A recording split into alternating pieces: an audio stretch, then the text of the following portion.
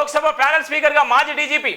Lok Sabha speaker Om Birla 9 మందితో కూడిన panel స్పీకర్లు జాబితాను ప్రకటించారు. ఇందులో బాపట్ల టీడీపీ ఎంపీ తేనేటి కృష్ణప్రసాద్ ఉన్నారు.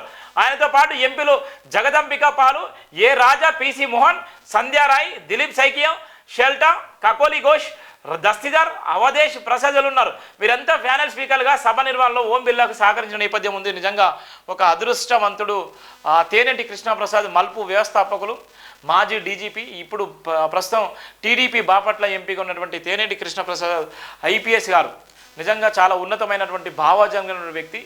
ఇలా చాలా అంటే చాలా నిజాయితీపరుడు, నిబద్ధతకు నిలువెత్తు నిదర్శనం, అంబేద్కర్ వారసుడు.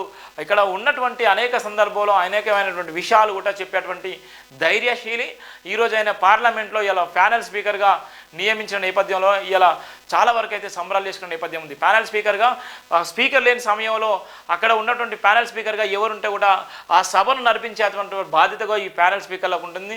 ఒకవేళ స్పీకర్ లేకపోతే ఆ ఉన్నటువంటి 545 మంది ఎంపీలు కానీ వాళ్ళందరికీ కూడా వీళ్ళు కోఆర్డినేషన్ చేసి అక్కడ సభను సజావుగా జరిగే విధంగా, దేశవ్యాప్తంగా సజావుగా జరిగే విధంగా కూడా ఉన్నటువంటి నేపథ్యం. ఒక అదృష్టవంతుడు ఇలా తేనేటి కృష్ణప్రసాద్, మాజీ డీజీపీ.